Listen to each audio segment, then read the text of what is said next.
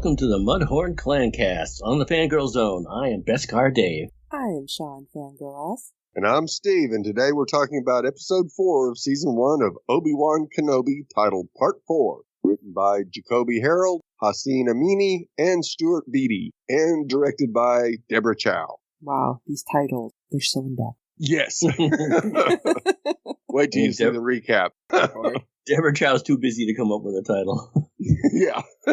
I'm sure everyone has a reaction. Any initial reactions from, let's say, Shawn? Oh, my goodness. So, yes, I am just loving how we're getting all this backstory, but I'm still like, what is going on with this? I feel like it's kind of messing with what we know of the original trilogy. I'm just getting a little confused, but I really did like this, and I am really excited to see what's going to happen, and I know we don't have that many more episodes, so I'm like kind of edge of my seat, white-knuckling it through this right now. Yeah, this was the Obi-Wan gets his groove back episode.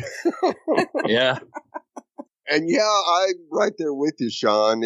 We're starting to get into a territory where, A New Hope is going to be affected because Leia and Obi are getting awfully close, and we just don't know that in New Hope. So is he going to do a Jedi mind wipe of her? Now and that may be the only watching New Hope thing yesterday to say. I was like scratching my head thinking about this. So I'm glad that you are kind of on the same page with me there. Yep. But yeah, it was nice to see Obi finally starting to look a little bit more like Obi and get some of his power back. So at least in the next 2 episodes, he might have a chance against Vader. Fingers crossed. Yeah. Yeah, I was just thinking ahead because when he finally meets Vader in A New Hope, he's gotten to a stage where he can just become poof. Yeah. Poof worthy. Like ninja smoke? I mean, Yeah. Yeah, this was not one of my favorite episodes. It was just way too convenient for me. There's too many convenient things happen. Like, for example, the entire episode. There's too many things. Like, where the heck was Darth Vader through all this? In his Beskar tank on Mustafa. No, I don't think so. You don't think so? You think he was actually in the fortress? I don't think he was there. Isn't that the first place No, he would I wouldn't think so. I think if he was in the obviously, fortress... it wasn't there. He was wearing some... I expected to see him wearing some Tommy Bahama shorts. Yeah. He came back. Hawaiian shirt. Everyone else goes there, including the people they want. You Yes. know? But not him. He's in his back of tank. It didn't even show that, so I'd say no. That's just too convenient. No, and I was disappointed. Yeah, the stormtroopers just got ridiculously dumb. Yeah.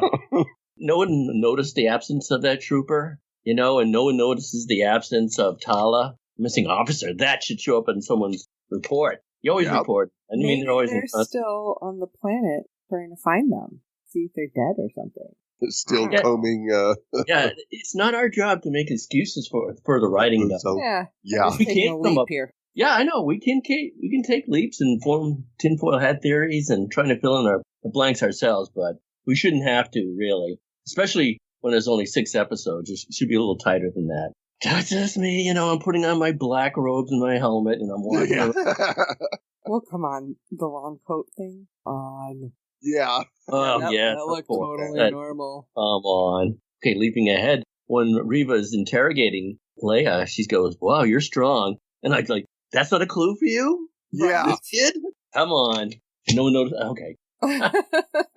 She's supposed to be one of the most perceptive ones there. And you can't get into this kid's head. Guess why? Is she? Because she just seems really whiny. I'm sorry. I mean, I'm Reva? totally down with the character, but she just... Are you talking about Reva? Yes. She's not coming off strong. She's coming off like a bully and whiny half the time. Yeah, I don't like that either. But she's supposed to be the most clever one, too. Yeah. She's supposed to be clever by putting a tracker, spoiler alert, in the toy. Lola. I don't know. That's taking an awfully big chance. Yeah.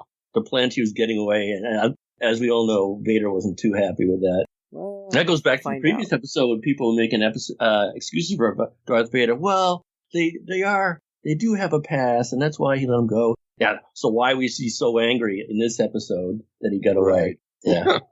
All right, rant over. So we all know this wasn't Dave's favorite. Yeah. So let's jump in and find out why it wasn't his favorite. Episode 4, Obi-Wan Kenobi plots a daring mission into enemy territory. So in-depth. In depth there. Yes. They hired some sci-fi writers for their recaps. Well, thanks to Darth Vader being hella dramatic and attempting to burn Obi-Wan a la what happened to him on Mustafar, Episode 4 begins with Kenobi being carried to a bacta-tank for healing. And while the burns are pretty bad, Anakin remains his deepest wound. It wasn't a soothing bath, but rather a total nightmare for Kenobi as he replayed scenes from their most recent encounter in his head. That is juxtaposed against the scenes of Vader in his own bacta-tank, tending to his year-old burns from their battle on the lava planet. The thrashing Jedi eventually reaches for air and immediately asks where Leia was. Cut to the young princess being held captive at the Fortress Inquisitorius, not fazed by Reva, who was demanding intel on the path. Vengeful Inquisitor told Leia that Obi-Wan burned to death on a Mapuzo and that no one is coming for her. But Leia is too strong-willed, even thwarting Reva's attempts to get into her mind and dropping this sassy line, "Is this a staring contest?" I was cracking up. That was awesome. I was cracking up. But, I mean, really, at this point, what is the kid supposed to know? You think they're like, listen, we're going to tell you everything. Sit down. No, it was like, hey, follow this. That was about all they told her. Yeah. Meanwhile, Tala's associate Roken, played by O'Shea Jackson Jr., wanted Obi-Wan gone from the Jabim hideout since the Empire is looking for him, and that puts their whole operation at risk. Former Jedi Master is focused on finding Leia, who was taken to the Inquisitor's base of operations on Nur, a water moon located in the Mustafar system. See, they're in the same system. Yeah, at least the same system. So Tala volunteered to help Obi-Wan get inside the fortress and was nearly caught while trying to pass through a security check. But after pulling rank and claiming to possess confidential intel, she made it through. And I had a problem with that, too. Oh, if you're going to check in. Oh, checking it. I would say I love the attitude. Oh, yeah. Because I outranked you. The one thing that we have learned, and I mean me, if you act like you know where you're going, you're usually left alone. And I had an issue and I was legit in the right place, so don't get me wrong. But I had somebody going, you gotta go all the way over here. I'm like, no, this is what's on the paper. This is where I'm supposed to be. Right. And then I was running late, so I was mad at everybody, mostly myself. But then it was like, oh, okay. And it's like, bye. So I kind of felt her vibes right there. And I'm like, yeah, that's what you do. And then they usually back down. Not that I'm telling anybody to do this, because that would be really bad. I'm just saying, I feel it, because it's like, yeah, you're trying to do what you gotta do. And you got somebody in there going, no, you're not supposed to be here. I gotta call and tattle on you. Sorry. Okay, rant over. Okay, rant continues. So, if she's missing on one planet and hasn't reported in, then she shows up in the system on another planet. Doesn't that wave some red flags? I understand what you're saying, but if she's supposed to be like the ranking officer on the other planet, I mean, who's reporting her missing? Right. I'm just throwing anybody that out there. Headquarters, even a corporal, a sergeant level. You know, she has to report back. I don't know how ranking she is, but if she is, that should set off red flags that she hasn't reported back in, especially if she's ranking. And then she shows up on another planet in the system. We all know fascists have accountability for everyone. At least they should, because, you know, that's the way a police state works. Right. So anyway, a lot of the fanboys and girls loved Kenobi swimming. Kenobi, meanwhile, swam under the sea like Ariel toward then. Pretty clever this time, Steve. Yes. An entry port Tala overrode to allow him inside. Their plans nearly went up in flames when Tala... Were you being clever there? Swimming in flames? Yeah. Wow. When Tala was confronted by a curious officer, but he secretly took him down, resumed her position, and nobody found him missing. I'm trying to figure out how the people next to her aren't like, what are you doing? Yeah.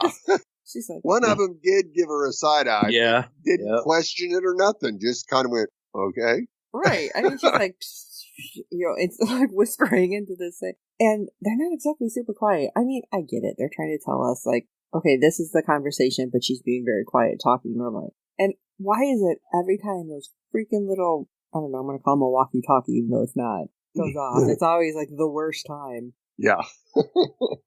A flashback to 3PO. Yeah. So when passing stormtroopers overheard Tala's comlink to Obi-Wan, he used the Force to direct them elsewhere. Back in interrogation, Reva tried a different approach with Leia and assured her young captive that they're on the same side. I think every kid in the world can see right through that. Right? Yeah. Leia didn't fall for it, though, so the Inquisitor opted for torture instead.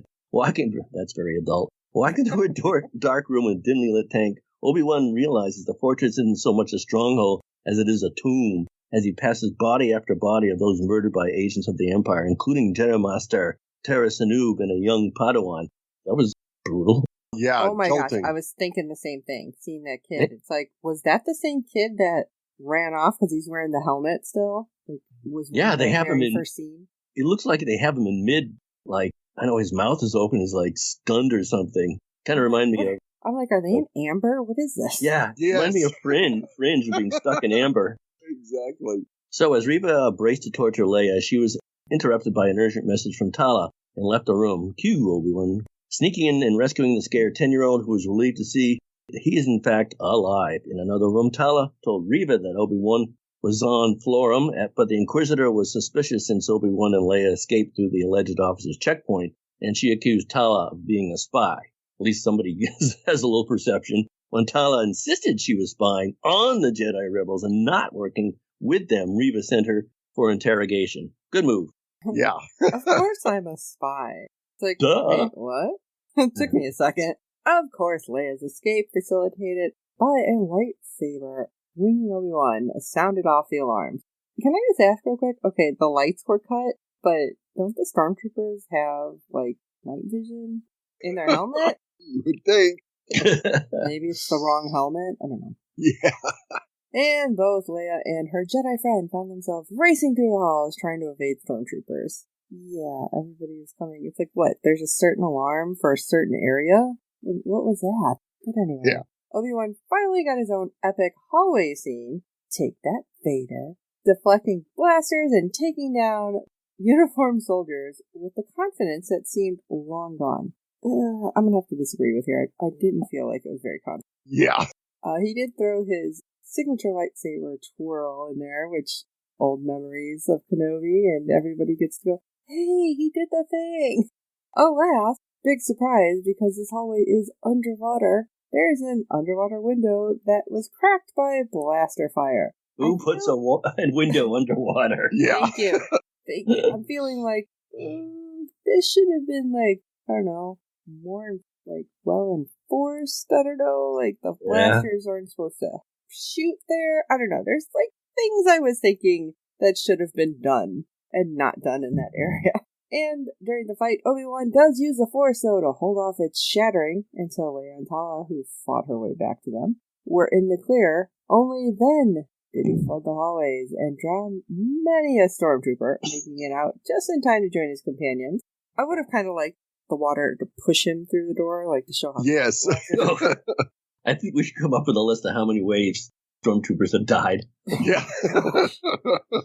Through everything that would... Falling, screaming, cut in half, drowned, shot. Falling off something without a ledge. I mean, without a handrail. That's like number one. Oh, yeah. They fall off everything. And scream. Yeah. In all the chaos, though, no one notices Obi-Wan's terrible disguise. I mean, is it two kids on top of each other at this point? Yes. While heading to the egress. An officer's hat. He looks like an officer, this looking guy. And young Leia hiding under this oversized trench coat. Where did the trench coat come from? I know she's like, here, Tala's like, put this on. But why is the dude wearing a trench coat? Like, I still couldn't figure that part out. But anyway. No. Yeah, I love it. It's like, just stay close. Yeah, he looks totally normal, guys. Just, I don't know. That was the weirdest little thing. But hey, at least it wasn't some big elaborate disguise where everyone would have been like, how did he have time to do that? To the disguise service in an R2 unit. Right, yeah. Right. So, I mean, I guess we get one or the other. Bad or really great. And either way, it's like, but Reva caught the trio, big surprise, trying to escape via the flight deck and cornered them until a pair of starfighters, piloted by Tala and Roken's pals, opened fire. All three were able to get inside of one fighter. I feel like those were really small. That would have been yes. But okay.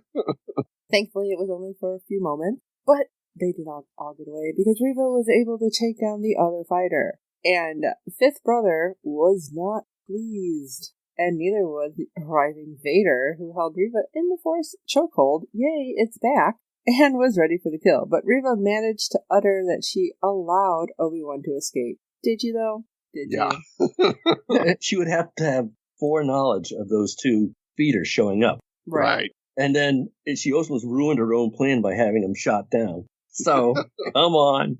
Because, as mentioned earlier, there was a tracker put. And so they can find where the path's base of operations is. Where he goes, it will follow. Ultramatic. Aboard a freight transport, Roken was sad to learn that their friend Wade was killed in action. I swear I thought they were saying Wedge. I'm like, wait, what? Yeah. But, well, that's the cost of war. And then we had that little touching moment where Leia placed her hand on top of Obi-Wan and they sit in silence, unaware that Reva's tracker is in fact hidden inside of Lola. Dun dun dun. So if they're smart enough to put a tracker in Lola, aren't they smart enough to get that escape ship from the previous episode and just, reverse the course and go in the ship's log? Right. And follow back down the path to wherever they're going? Well, that would make sense, but the path would have just led to, that one base. I'm thinking it would just lead back to the planet where Vader was, but yeah, I forgot they had a pit stop. Easter eggs, Easter eggs, Easter eggs. Easter egg song. Obi-Wan Kenobi is dunked in a bacta tank. I don't know if you guys noticed this in the background. There's one of those things, those metal targets they hit with a baseball and he's dropped in the tank. I wonder how many turns everyone took to get him in there. Yeah. Gosh, no. I was like, at first I'm like, Shawn. Wait. No, at first I was like, wait, what was back? I'm like, oh. Oh, him.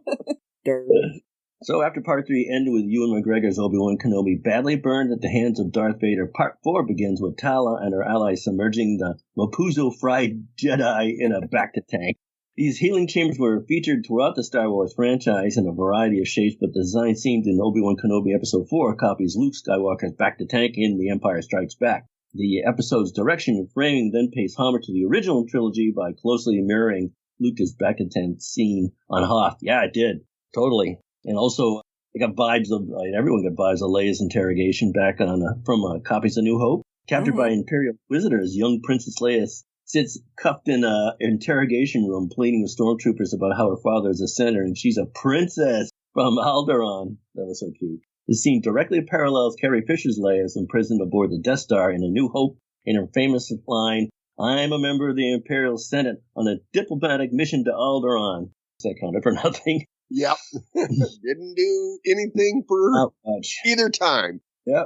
Who's the one in handcuffs? Anyway, Obi-Wan Kenobi mentions Nur. When Obi-Wan, Tala, and their path allies hatch a plan to infiltrate the Fortress Inquisitoris, O'Shea Jackson's Roken brings up a holographic map of the water moon Nur, where the imposing hideout is located. Though we visited the live-action Fortress Inquisitoris before on Disney+, Obi-Wan Kenobi's Episode 4 marks the first direct mention of Nur, which was introduced to Star Wars canon by Jedi Fallen Order video game.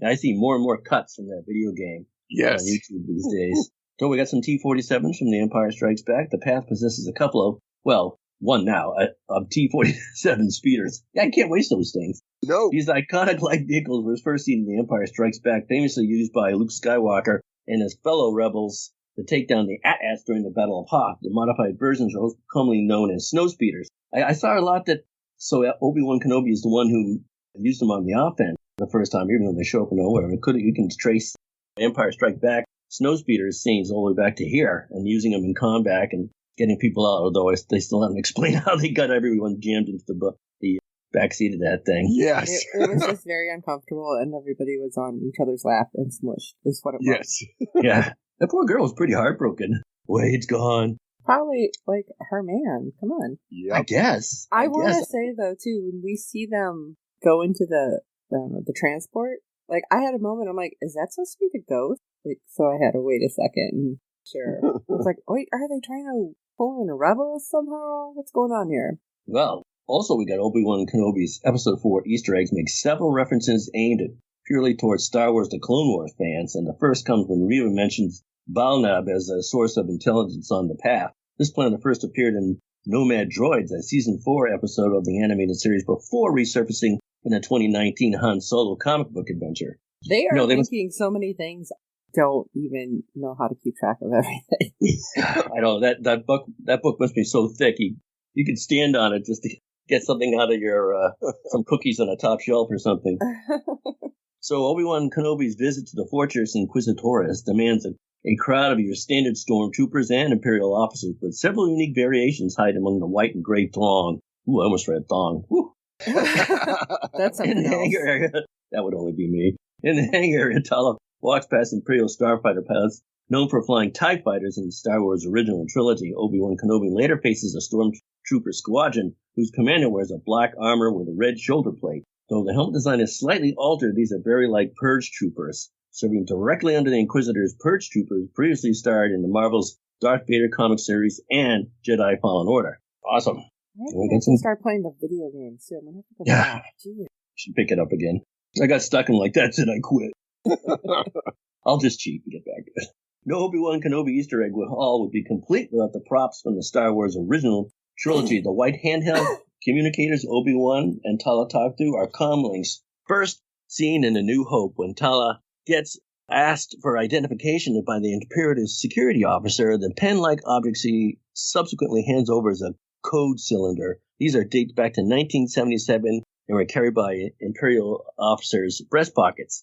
Am I imagining this, or did these have a cord connected to them at one point, or were they always hands-free or cord-free? I always thought it was cord-free, because I always thought those were pens. Until we finally see them used in, I don't even remember which one. I thought it was one of the cartoons, actually, that we see it actually used. I'm like, oh, okay. It's not a pen, I got it. But no, I think they were always, like, cord-free. Yeah, even the one that Han Solo used when he said his very stupid or silly conversation when they rescued Leia. I'm fine, how are you? No, that was just him hitting something on the operations board there. Like he was talking into a microphone for that one. Yeah. When he shoots it. Yeah. Because otherwise, like, why would he shoot it? He'd just throw it away or something if it was just in his hand. I think he would shoot anything anyway. No, that's Screw it. It's Solo. Yeah, you never know. So, we see Obi-Wan swimming into a Fortress Inquisitorius, using some kind of mouth device to breathe underwater, which we did happen to see before, the same metallic contraption featured in Star Wars Episode 1, The Phantom Menace, when Obi-Wan and Qui-Gon Jinn swim down to, oh god, what was that place? Gunga? Gunga. Gunga. Say- Gunga? No. Gunga. The Gunga area. Gaga. Lady Gaga, what? On Naboo, when they went down, after something was trying to eat the ship at one point, but Obi-Wan infiltrating Fortress Inquisitorius unnoticed, well, I'm sorry, that was more Tala, but Obi-Wan as well, is no easy task, but Obi-Wan manages to approach from underwater. Star Wars Easter egg nods once again towards Jedi Fallen Order as Cal Kestis also sneaks into Empire Stronghold by swimming up through a vent. Is it just me, or is like physics not in play here? Because if it's like a watertight door, wouldn't you have to pressurize the room or something? Like, I'm watching this going, either they're lying to me, or every movie about underwater has been lying to me. I don't know what it is. It's like the old type of diving bells, or just a glass turned upside down. You capture the air as you slowly lower it in the water, and the pressure keeps the water down. Right. Oh, okay. Right. Sure. When Tala is called away from her station by that suspicious colleague, she leaves her comlink abandoned on the desk. Obi-Wan can be heard still shouting on the other end. How about we don't yell? Okay, Yes. That's my first thing. And maybe use, I don't know, code words. But this scene directly parallels a moment in New Hope when Luke, Han, Chewbacca, and Leia are stuck in the Death Star's trash compactor. I was going to say the Darth compactor? I mean... Skywalker's yelling at 3PO through the comlink, but the droid's device is left idly on the desk. Like the aforementioned back-to-tank scene, Obi-Wan Kenobi's framing and direction is deliberately similar to the corresponding Star Wars original trilogy sequences. There's a running Star Wars joke of stormtroopers mentioning T-15s, T-16s, or other similar Ts. Precisely what these items are remains ambiguous, but stormtroopers love discussing them nonetheless. When Obi-Wan Kenobi is hiding in the corridors of the Fortress Inquisitorius during Part 4, a stormtrooper is walking past uttering something like, "You get one of those T-15s?" This follows the previous episode's mention of a T-16 by the Stormtrooper on fresh transport. Maybe it's like their pay grade. I don't know. It just... I'll have to look on Amazon, see if they're available. Yeah. We just really don't know what it is. So if anybody knows, because they deep dived into the entire Star Wars history of every book out there and comic and video game and da-da-da-da-da-da-da, let us know. Because I'm sure somebody has an idea. I just put it into Amazon. It says T-15 salt cell replacement. What the heck is that? Oh, it's a device that works with your pool. Aha! See, they're underwater. Oh, there you go. Maybe he has like a whirlpool in his room. You don't know. All right. Well, who are all those dead Jedi in the fortress? I'm assuming they're dead. I mean, they look pretty just captured in the moment, which is even worse. But to his horror, Obi-Wan discovers the Fortress Inquisitorius basement packed with preserved corpses. We're going to assume they're dead. Of deceased Jedi. And some will surely be familiar to the Star Wars faithful. When Kenobi first enters the chamber, the pointy-headed guy to the immediate right looks like Coleman Taj, who appeared in both Star Wars Episode 3, Revenge of the Sith, and Star Wars The Clone Wars. Easiest to identify, however, is Tara Sanud, which I really wish I knew who the hell this everybody was. Can you put names on them? Like, I don't know, Victor Jack, something so I know. Also hailing from the Clone Wars, Sanud's corpse is the braided small alien Kenobi looks at directly. And names of the remaining Jedi bodies are open to interpretation, but some viewers believe Mace Windu can be spotted in the upper left corner, but that has been possibly disproven. I found this online because everybody's talking about, oh, it's Mace, but he still has his hand. Right. And if we remember, that was cut off because Star Wars just loves cutting off hands. Hands, yeah. Like, everybody's going to lose a hand in this. So that is about 99% disproven, I think. But they rewrite everything anyway. Right. And the kid that we were talking about sure as heck seems like one that was in the very first episode. But if they're killing all of them, why did they suddenly grab one kid? But something else pointed out online, which I don't think we were talking about, was if you look at it, there is a young girl that could be Reva in that group that ran off. So maybe Reva was so pissed off. She take him, not me, kind of thing. Yeah. One of those bodies they went by in Amber, we'll call it that. The camera kind of lingered a little bit. Remember the guy had the path base, and Obi-Wan foolishly said, "You don't know what the Empire is capable of." And he goes, "Yes, I do. My wife was force sensitive, and she's gone. Yeah. I wonder if that was her." Right. Oh, that's a good one. They're not going to tell us who everybody is. That's why I'm like, I need a plaque. I need to know who they are. Yeah. By the way, a T-15 is a snub rifle. It's heavier than the E-11 blaster rifle that most of them carry, but it was rendered obsolete, and the new rifle is a T-16. Oh, good job. So now they're just comparing firearms? Yeah. Yes. Yeah. Mine's bigger than yours. Yeah. Hey. It's like, oh, you got the old model. It's like, okay, stop. Let's go back to the dead Jedi, which just sounds depressing. But in Obi-Wan, Episode 4, it is very reminiscent of Star Wars Rebels Season 1, Rise of the Old Masters. Ezra Bridger and Kanan Jarrus infiltrate the Spire to rescue Luminara Unduli, but only found her remains, which was really depressing if you watch that. Mummified remains, even. Finally realizing their mission was a trap all along. Obi-Wan's Easter eggs implied that Luminara's body might have been moved from Fortress Inquisitorius to the Spire for the very purpose of catching Jarrus and Bridger. Is this supposed to be the same timeline? I am so confused with the timelines with some of these, but I guess that's a whole other story. I bet somebody has it plotted out. Oh, yeah. Send us your PDF. Yeah. Because that's a big, long one with everything. Obi-Wan Kenobi Episode 4 torture scene owes a debt to 3 separate scenes from Star Wars past. Shades of adult Leia, tortured on New Hope, spring to mind. But the chamber also bears a strong likeness to where Rey was almost interrogated by Kylo Ren in Star Wars The Force Awakens. And finally, the Fortress Inquisitorius torture chamber made an earlier appearance in none other than Jedi The Fallen Order. I am telling you, I now need to get this game. It's so many things are in this, and somebody's going to be like, that was PlayStation 1 or something. I will find it. I want to play it. I wanted to see it. I'll find a walkthrough and just watch it. Yeah.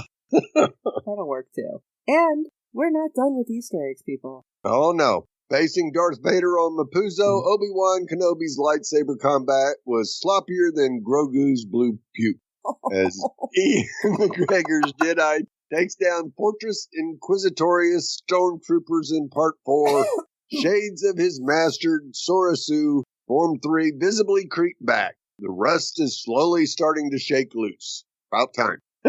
Tala tries averting Reva's suspicious gaze by telling her Obi-Wan Kenobi and the Path are both located on Florum, a Star Wars planet first featured in Star Wars The Clone Wars Season 1's Dooku Captured, an Outer Rim territory and home of the pirate Hondo Ohnaka. Florum makes perfect sense as a Jedi hidey hole. I totally forgot Hondo lives there. Yeah. Hondo is hilarious. Yes. Obi-Wan Kenobi's Fortress Inquisitorius may not be a hive of droid activity, but an R-type astromech and an Imperial mouse droid can both be spotted. These sightings come during Obi-Wan and Tala's daring final hangar shootout with Princess Leia in tow. The poor mouse droid doesn't fare well. I still don't understand why they have mouse droids. I love them. Yes. But I don't understand them. Yeah.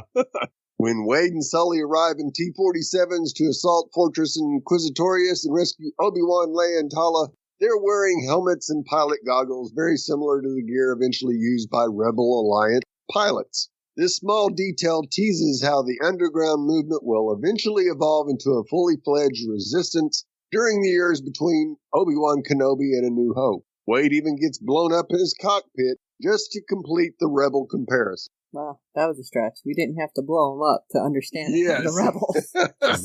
And Darth Vader is predictably displeased by Obi-Wan Kenobi and Princess Leia's escape and begins force-choking Reva in revenge. Vader's habit of remotely strangling employees was first established in A New Hope when a brave Imperial officer demonstrated a disturbing lack of faith. Did he ever? Laughed about and joked about on so many things, the best being Robot Chicken Star Wars. Yes. If you haven't seen that, watch that one. It's hilarious. So episode 4 is basically a New Hope Death Star rescue. Obi-Wan Kenobi sneaks aboard an Imperial base to rescue Princess Leia, who's under interrogation and torture as the Empire seek information regarding an underground resistance movement. Darth Vader is hanging around in the shadows, and the good guys dress up to avoid detection. Stop us if you've heard this before. From start to finish, Obi-Wan Kenobi Episode 4 is essentially the Death Star rescue mission from A New Hope revisited. But there was no trash compactor. Yes. And it was underwater, not in the... Yeah, that's where they dump everything into that water hole. Yeah. Someone forgot to flush this. Oh. So I'm looking at a timeline on Reddit. There's a lot of them. Oh, yeah. And he's got it divided into 5 sections. The first one is Fall of the Jedi, which includes Episode 1, The Phantom Menace, Episode 2, Attack of the Clones, then The Clone Wars, then Revenge of the Sith, Episode 3. Then he moves on into Reign of the Empire, which starts with The Bad Batch, then Jedi Fallen Order, then Obi-Wan Kenobi for watching, and then Solo. Then The Age of the Rebellion, which would be Andor, then Star Wars Rebels, then Rogue One, Star Wars, The Empire, Star Wars A New Hope, The Empire Strikes Back, Return of the Jedi, and Battlefront 2. Wow. This guy's really... So the New Republic is with, that's right, The Mandalorian and Boba Fett. And after that follows the rise of the First Order, which is Star Wars Resistance, Star Wars The Force Awakens, Star Wars The Last Jedi, and Star Wars The Rise of Skywalker. Yeah, he's got it plotted pretty well, I'd say. Yep. Now, what about all the books? Oh, no, you don't. And what's canon anymore? That's the next question. Yeah. Everything's been changed, so it's kind of crazy with that. So, let's do some ratings. Shawn, do you have a rating for this episode? I am going to give it 3.5 out of 5 really bad disguises. I did like it because I liked how it's pushing everything along. It's just some of the things were like, what? Okay, I'm getting through it. I want to know what's happening. And like I said, 2 more episodes. I don't know how we're going to get where I think we're going to end up. So it's like, it's going to be a bit of a stretch. So I did enjoy it though. Even just for what it is, I don't, do super deep dive. So 3.5. Okay. Sith Lord Steve? I gave it 4 out of 5. Wow. He's back. So nice to see Obi-Wan at least display a little of his abilities in this episode after getting his backside wiped by Darth Vader in the previous episode. So, yeah, nice, tight 30-minute episode. I hand-waved all the Stormtrooper issues, so. So everyone's anticipating a rematch, right? A fight between... Oh, yeah, there's got to be a rematch. Yeah. Now, it'll come out a draw, or there'll be something that will allow Obi-Wan to escape, but... Yeah, we'll have to work on that. Yeah. See if we can anticipate what's going to happen. I wonder, this won't happen, but I hope it does. I hope during a fight that they do escape and Obi-Wan is much better in his fighting skills and he chops off the mechanical hand of Darth Vader. You can always replace it, but then just give him that look like, see? That would really piss off Vader. Oh, yeah. Wow. You gotta have, he's got to do so something mean. that will really upset Vader, because when he does get on the Death Star, Vader just goes whack and you're gone. Yeah. No hesitation there. Yeah, I hope that happens. Yeah. I think it's going to be more of a taunting, like, Padme died because of you or something. Yeah. Yeah. Wow. I don't know what's worse. That would be worse than getting your hand chopped off, I think. Yes. As he's basically flipping him off, like, flying away. It was your fault. Yeah, but your kids are safe. Oop. Yeah. Let's not mention the kids. Yeah. Well, I found this episode a little too convenient for me, so I only gave it 2.5 out of 5 sewage hauling speeders, because that was their original configuration, was to haul sewage. That's what the cable's for. All right. We do have some feedback. Our friend Fred has finally caught up and is giving us his feedback on a weekly basis. So let's hear what he thought of Episode 4 of Obi-Wan Kenobi. Hello, Steve, Dave, and Shawn, and all listeners to the Fangirl Zone. This is Fred from the Netherlands with some feedback for Obi-Wan Kenobi, Season 1, Episode 4. I gave this episode again a 9 on IMDb, although if you look at the average score for this episode, it's a 6.4. Whereas the previous 3 has something like 7.5, around that. I really don't understand why this gets less. Although it's a little bit a classic Star Wars team, just with a very small Jedi crew in a stronghold of the enemy, of the Empire, and then still being able to get out. A lot of tension and action there, really good, but on the other hand, really classic Star Wars. And perhaps that's the reason it gets less on IMDb. On the other hand, IMDb scores are famous of being not very representative. The actress Vivian Lyra Blair, the 10-year-old actress that plays Princess Leia, does a magnificent job here. A big role in this episode, and I think she even tops the previous performance in the previous episode. One small nitpick, when Obi-Wan keeps the water out before the glass breaks, and then eventually it does break and he runs, and Tala closes the doors to the other corridor. In that other corridor there is not a drop of water on the floor. I think that's quite unlikely. And the second thing, perhaps question, is that if the tracker is in Leia's toy robot, Reva says to Lord Vader it will follow him everywhere, while if Leia is dropped on Alderaan with her toy robot, it will not follow Obi-Wan. Okay, that will be all. Greetings, all the best, Fred from the Netherlands.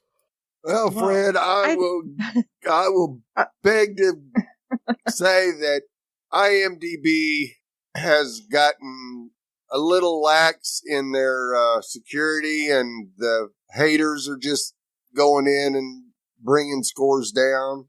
Oh, that's a shame. Yeah, I really think that's what's happening with that, Fred. I hate to see it, but it happens.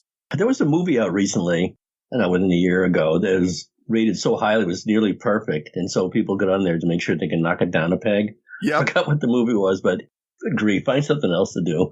Exactly. He's right about the child actress that plays. Oh, yeah, she's Leia. amazing. She is terrific. Yes. She is terrific. Yeah, so funny, too. Clever. I just wished They had found that in the child actor for the Phantom Menace. They played,